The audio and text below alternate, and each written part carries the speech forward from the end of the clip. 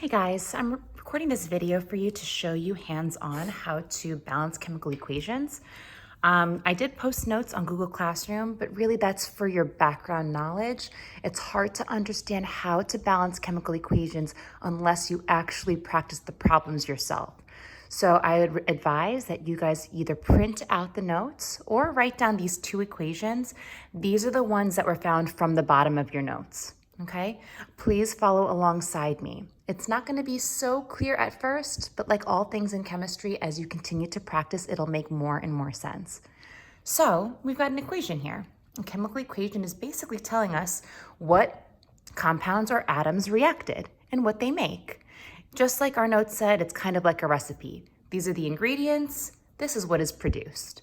So we call these our reactants on the left-hand side of our equation, and we call these our products, whatever was made. So now, according to the law of conservation of mass, something we've already heard and learned of, is that matter cannot be created or destroyed. It can only change form.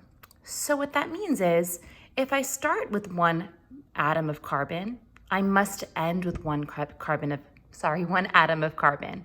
It can't just vanish into thin air. If I start with 8 sulfur atoms, it can't just end with 2 sulfur atoms. That wouldn't show that mass was conserved. So this chemical equation is actually incorrect. It's not balanced. It's not showing me that mass or matter was conserved. That's why chemical reactions must be balanced. Okay, so in order to do so, we first need to know how to count atoms. So I'm going to actually switch on over to this little practice worksheet I created. We're just going to practice counting atoms. We call these small numbers written over here subscripts. We call the numbers that are large and in front of any atom or compound as coefficients. These numbers help us count atoms. They're really telling us how many of each atom there are. So with these subscripts, the way they work, we've already seen this, you guys are probably aware already, is that they tell us however many of the atom in front of it there are. So in this case, if I were to count however many of each of these atoms there are, or elements, we have got 3 potassiums, we have just 1 phosphorus, and we have 4 oxygens. Over here, we have just 1 oxygen, 2 hydrogens. But if you look over here, we've got a 2 written in front, a coefficient. It's really telling us that I have 2 H2Os. So just to make this a little more visual, if I have a water molecule, that's my 2 hydrogens and my oxygen, but I have 2 of them? Turns out I really have 4 hydrogens and 2 oxygens. So with this coefficient, what we need to do is we need to distribute it to both my hydrogens and my oxygen. It's because it's really telling me I've got 2 of these water molecules, not just 2 hydrogens. So if I were to count this properly, the best thing to do is you do your subscript times your coefficient. That means I have 4 hydrogens, 2 times 2. And since I have only 1 oxygen in 1 water molecule, I would do 2 times 1. I've got 2 oxygens. Okay, we're just going to practice with more counting, only because I gave several different examples. Over here, you can see that I've got 1 lead, 1 Pb. And over here, I've got my OH, my hydroxide polyatomic ion, written in parentheses with a 2 on the outside. This 2 is behind the hydrogen, but it's not just saying I only have 2 hydrogens. Because this entire polyatomic ion is in parentheses and the 2 is on the outside, it's really saying I have 2 OHs. That means I have 2 oxygens and 2 hydrogens. So in this case, yes, you also consider that I have 2 OHs. That means I have 2 oxygens and 2 hydrogens. Okay, let's look at this one right here, NH4OH. Just 1 nitrogen, 4 hydrogens, but I have another hydrogen listed here, a total of 5 hydrogens. And still just 1 oxygen. If I were to count these, I tried to make it progressively more challenging. So we have got a polyatomic ion in parentheses with a 2 on the outside, and another polyatomic ion, no parentheses. So let's start counting. I'm going to just write my elements down, N, H, Cr, and O. I have, remember, in parentheses, this whole thing, that means I have 2 NH4s. I have 2 nitrogens, and I have 8 hydrogens. I have 2 chromiums, and I have 7 oxygens. So that was just to practice one more time that whenever a polyatomic ion is in parentheses with a subscript written on the outside, that means I have 2 or more of that entire polyatomic ion. And I would also need to distribute the 2 to all of the elements inside the parentheses. So that was practice with counting. So let's move on over here, back to our equations found in our notes. We are practicing balancing. So in order to do so, I tell my students to put a line down the middle, right down the middle of our yield symbol, and write down the elements that are found on both sides of the equation. Whatever order I write it on my reactant side, write it in that exact same order on the product side.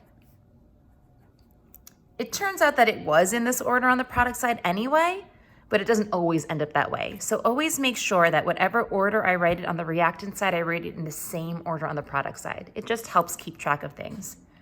So now we're trying to balance it. We're trying to make sure whatever number of atoms I have on one side is equal to the number of atoms on the product side. So now I need to practice counting. I've got 1 carbon, 8 sulfurs. I have 1 carbon and 2 sulfurs. We're not balanced. In your notes, it said that you may never change one of the subscripts. You just can't do it. It's because this is a compound right here, CS2. I can't just change that 2 to an 8 because carbon will never bond to 8 sulfurs. So it just wouldn't make any sense. So you can't change that 2. All I can do is add coefficients. So what that means is if I'm dealing with a CS2 molecule, I can't add more sulfurs to this oxygen. All I could do is add more CS2s. That's the only thing that would make sense. So I can add coefficients. Over here, I can see I'm not balanced. I have more sulfurs on the reactant side, less on the product side. Turns out I can't take away atoms. I can only add them. So that means I'm going to work on my product side. I need to have a total of 8 sulfurs. I need to figure out what coefficient can go in front so that I have 8 sulfurs. Well, since I have 2 here already, putting an 8 in front would be incorrect. That would mean I have 16 sulfurs. The only number that makes sense is putting a 4 in front. 4 CS2s. Now, the whole purpose of me writing these numbers down here was to keep track of the number of atoms I have on both sides. So since I put a 4 in front, I no longer have 2 sulfurs, so I'm going to recount. I now have 8 sulfurs. But in putting a 4 in front of this, I also changed the number of carbons I have. I actually now have 4 carbons. Still not balanced. I have more carbons on my product side now. I'm going to need 4 carbons on my reactant side. I can only add coefficients like I said. In this case, putting a 4 in front of carbon would make sense. Recount, add the new number, and check to see if we're balanced. Yep, totally balanced. I have a fully balanced chemical equation. I didn't have to put a number in front of here. If there is no number in front of here, you could simply put a 1, or you could leave it blank. They both mean the same thing. Without a number written in front, it's easy to assume that I have 1s8. Okay, so that's balanced. It's a matter of counting, adding coefficients, recounting, going back and forth until you are finally balanced. Okay, let's try that again. This is the second question from your notes. I'm going to follow the same steps. Put a line down the middle, separating my reactants from my products. Write down the elements, Na, H, and O. Na, H, and O. Same order. And now I'm just going to count. 1 sodium, 2 hydrogens, 1 oxygen, 1 sodium, 1 oxygen, 3 hydrogens. All right, I can clearly see that I've got more hydrogens on my product side. I need to increase the number of hydrogens on my reactant side. So let's think. I'm going to add a 2 in front of here. I know that's going to change this number to 4. And right now I have 3, so it's still not quite balanced, but it's a good starting point. I'm going to put a 2 in front of here because I know I need more hydrogens. And if I look ahead, I can kind of see that I probably could make 4 hydrogens on my product side because I have 2 here and I can easily change this to 2 by putting a 2 in front. So sometimes you do have to look ahead, but for now, let's start with baby steps. I am going to put a 2 in front of here. That changes the number of H's, but it also changes the number of O's. So let's recount. Turns out I have 4 H's now, 2 times 2, and I have 2 oxygens, 2 times 1. Still not balanced. I have more oxygens and more hydrogens on my reactant side. I need to increase them on the product side. So if I need 2 oxygens on my product side, let me put a 2 in front of here. Now I have to recount, like I said. This 2 affected the number of sodiums, oxygens, and hydrogens. Turns out I have 2 sodiums now, 2 oxygens now, and 1, 2, 3, 4 hydrogens. Just recounting everything. Am I balanced yet? 1, 4, 2, 2, 4, 2. Nope, not balanced yet. I need more sodiums on my reactant side. If I put a 2 in front, now I am fully balanced. Okay? It's like a puzzle. After you get the hang of it, it's actually really kind of fun. So I have a worksheet that has the first 2 problems of your homework tonight. Let's practice some of them together. And you guys are going to finish the last 6 problems on your own. I'm extending the amount of time. It will be due on Monday. All we're going to do tomorrow in class is re-practice balancing, okay? And a little bit of naming to throw that in. So one more rule to help make balancing equations a little easier. If ever you see a polyatomic ion, the best thing to do is keep that together as one unit. Breaking them apart as phosphorus and oxygen kind of makes things a little complicated. So my rule of thumb is if I see a polyatomic ion on the reactant side and I see the exact same polyatomic ion on the product side, I'm going to keep it together as one whole unit. I'm going to show you what I mean. Okay, let's count our elements. H, PO4, I'm going to keep that as one unit. K, and O. Yes, OH is a polyatomic ion too, but I don't clearly see an OH on my product side, so I'm not going to keep OH together, especially because I already wrote hydrogen here. So whatever order I wrote them down on the reactant side, I'm going to write them down in the exact same order on the product side. H, PO4, K, O. Okay, let's count. 1, 2, 3, 4. 4 hydrogens. 1 PO4. This whole thing is one unit. I don't have it in parentheses. I don't have a number on the outside. So that's just telling me I have 1 PO4. I have 1 potassium. And I have 1 oxygen. Okay. I've got 2 hydrogens. 1 PO4. 3 potassiums. 1 oxygen. Don't get confused with the oxygens. I know you see oxygens here and here. Some of my students will want to write 5 here. But we already included the 4 oxygens over here in the polyatomic ion. So just have to look carefully and try your best not to make mistakes. So I'm definitely not balanced right now. I need more hydrogens. I need more potassiums on my reactant side. So sometimes I make a little teeny note of which ones to keep an eye on. So this one needs to increase and this one needs to increase. It just helps me a little bit. Okay, turns out you get to work on any one you want. You can increase the hydrogens on the reactant side, on the product side first, or you can increase the potassiums on the reactant side. It's just whatever your preference is. I'm gonna work on the potassiums. It turns out I needed 3 potassiums. I only have 1 here. So I have to put the number 3 in front as a coefficient. And now I recount everything. That 3 affects potassiums, oxygens, and hydrogens on the reactant side. So let's recount. I've got 3 potassiums now. I have got 3 oxygens, and I have 1, 2, 3, 4, 5, 6. I have 6 hydrogens. Definitely not balanced.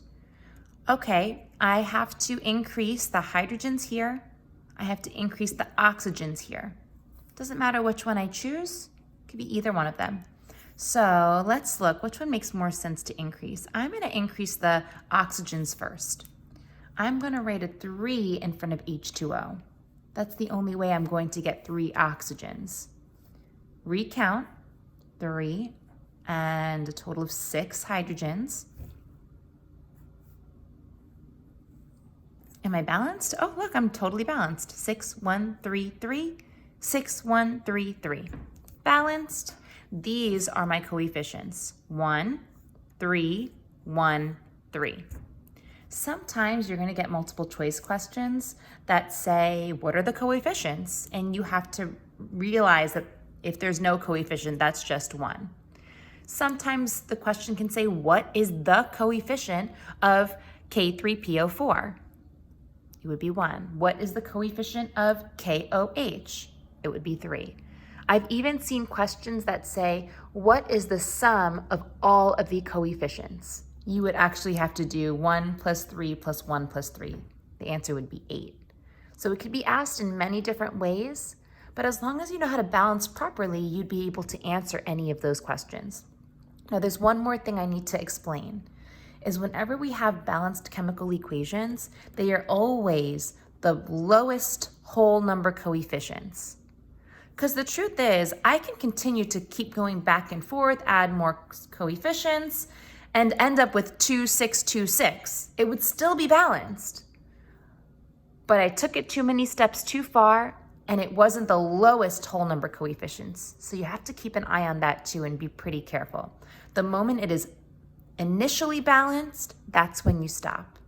A good way to check is if I have numbers like 2, 6, 2, 6, and it looks like they could be reduced, there's a really good chance you took it too far. Okay, so you might want to re-practice that one. All right, I'm going to do the second one of your homework. Please follow along. Let's put a line down the middle. Write down my elements: potassium, boron, oxygen, in the same exact order: potassium, boron, oxygen. Now I'm going to count. 1 potassium, 2 borons, 3 oxygens. As you get the hang of it, students normally count the number of atoms really quickly. Okay, definitely not balanced. I need more potassiums on this side. I need more borons and more oxygens on this side. Okay, so that's my little teeny note. Which one do we want to start with? Let's start with the potassiums. That seems like a really, really easy one to work with. I've got 2 on this side. I want 2 on my reactant side. There we go. Recount. Still not balanced yet. I need to have more borons and oxygens on this side. I need 3 borons. Okay, let's put a 3 in front. Oh, sorry, no, I needed 3 oxygens. Let's put a 3 in front of K2O3. Now I have to recount again. Anytime I put a coefficient, I have to recount my numbers. I've got a total of 6 potassiums. I have a total of 3 oxygens.